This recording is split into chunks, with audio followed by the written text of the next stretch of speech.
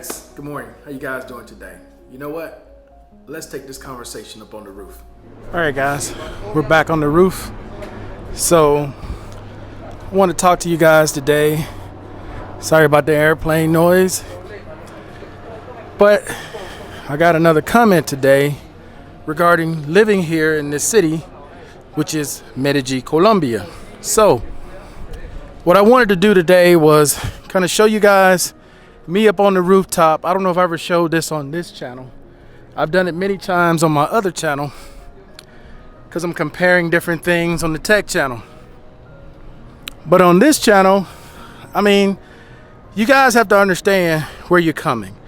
And I don't think you're getting a clear picture when you're talking about coming with a little bit of money. See, this is a huge city. This is a big city. This is a major city, like a city in the United States of America. And it's easy for you to get lost and consumed in some of the things that you're being told by some of these YouTubers who never go anywhere, but feed you guys a lot of things and tell you a lot of things that they never show you. The reality of the situation is this. For all the things that people tell you that are inexpensive, and there are a lot of things here that are inexpensive, I want you to imagine you living here the same way you're living right now in the United States of America. Do you think you could live the same lifestyle you're living in the States here on the same amount of money? Now, there are going to be a lot of people that say, yeah, of course I could. It's much cheaper here. No, it's not. Not in the grand scheme of things.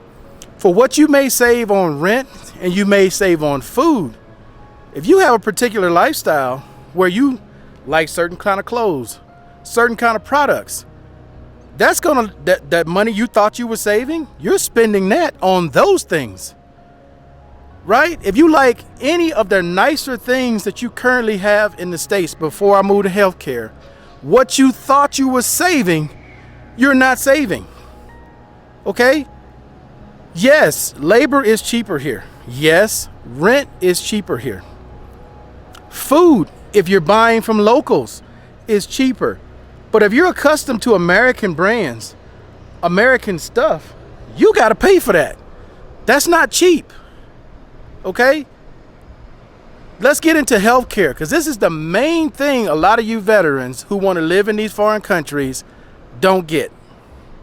Now, if you're on 100%, you should be able to afford pretty much whatever comes your way, getting at least $3,000 a month. That should not really be an issue for you, okay? You should have some kind of health insurance and you service connected, hopefully, for several things that you can be seen for that's not going to cost you money. But for those of you with these less than 100% ratings and you want to travel 5,000 miles across seas and go to these countries, I want you to think about what you're being taken care of. I want you to think about how you're being taken care of right now at the VA. Think about what you're being treated for that's not service connected, that you're not paying out of pocket for. Now imagine when you come here, those same issues that you're not paying for, that are free, they're not free here, because you're only going to be seen here for what you're service connected for free. Everything else, you're coming out of pocket. And even that's not free, because unless you live in the same building or in the same area that's walkable to go get health care, it's still going to cost you, and you're not getting reimbursed. This is not the States where they reimburse you for going to your appointment. You want to come here and be isolated and live up in the mountains. You want to go live up in those mountains. Cool, do it. All for it. All for people living the way they want to live. Okay? But you got to be realistic. Some of you guys are in a fantasy world listening to people on YouTube who are only giving you the good parts about this country. Do you all realize that there was a protest here yesterday? That they're going to start protesting again because they're not getting what they want. It was barely in the news. You barely heard any YouTubers talking about it. because a lot of them weren't even aware of it. But they still telling you about pre-Pago things that happen in Parque Ayeres. This is what I'm trying to relate to some of you all who are just not getting it. And you figure, you know, if they're living on $250, I can live on $1,800, no problem. You're wrong. Especially if that's all you got and you have no savings. You are dead wrong. Because to live on $250 to $300 a month, coming from the West, do you know how many sacrifices you would have to give up to live that type of lifestyle, and where you would have to live? You see, I'm in the heart of the city. I'm in what's called the Golden Mile. I'm surrounded by banks. I'm surrounded by malls. I have everything here within walking distance. Hell, I'm even surrounded by casinos. I got everything here within walking distance. I'm 25 floors up. I got a pool here I can use anytime. I can pretty much do whatever I want, whenever I want, because I have the income to do it. I have concierge service down below. I get my mail delivered to me, and mail is not free. You think about all the stuff in the US that you do not pay for. When you live overseas, you pay for everything. There's nothing, there's no mail that's just gonna arrive for free. And if it does arrive, it may have been sent out 4 or 5 months ago and you just got it. So you have to understand that coming here. You cannot keep watching these pre-Pago channels, listening to them give you the glory details of their little whatever they're doing, and think that they're living their best life. A lot of those people are struggling. That's why they're on YouTube 24/7 doing live shows trying to get you to donate. YouTube is entertainment, and for a lot of these people, this is their only income stream. So they're going to tell you whatever it takes to get you to watch. But people, please understand this. Please understand this. And I implore you all to think. Write down or record your day. How you get around. Do you have a car? Are you used to just getting in your car and going places? Because unless you're going to hire a driver, that's not going to happen here. You're going to start taking buses because you ain't got the money to pay a cab every day or pay an Uber every day. Are you going to be ready for that? Do you speak the language? On 80%, what are you getting? $1,600 a month? Where do you plan on living with $1,600? I remember doing a video on my old channel, Markel's TV, where I stayed in Poblado in a studio apartment that was $550 a month. And I was trying to survive on a $1,200 budget. Hell no. I'm gonna just tell you that right now. Hell no. Hell to the no. But my lifestyle's a lot different. I live closer to the way I live in the States. Now, some of you gonna say, oh man, well, I live in the hood. Okay, cool. Let's think about all the things that you still get in the hood that you don't pay for, that you gotta pay for here. As I mentioned before, mail.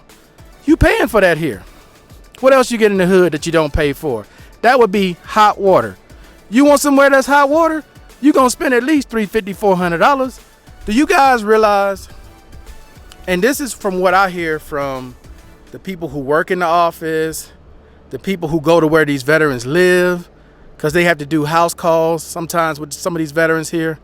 Do you guys realize that there are veterans here, dude, living worse than the poorest Colombians?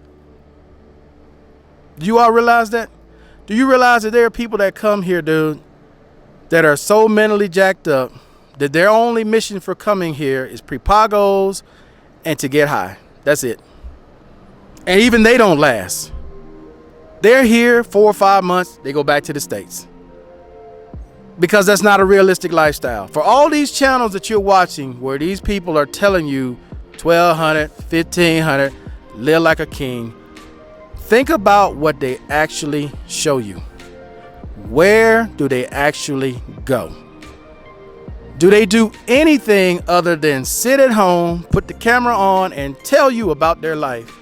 Do they show you their life? Do they show you where they live? Do they show you how they live other than just telling you, because there's a huge difference. It's different being here than it is being up in those mountains, living in those mountains. Living in those mountains, that's a whole different lifestyle. You're gonna live up there, that is totally different than living here. It's much colder there.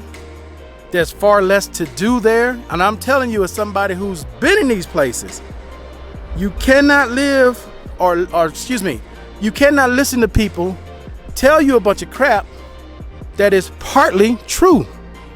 And most of them are still tourists. They're not pensioners.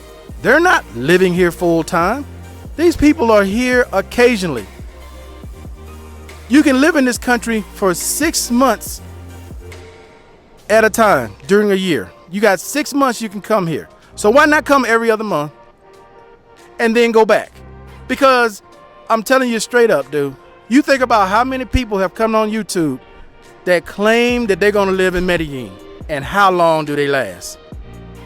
6 months? 4 months?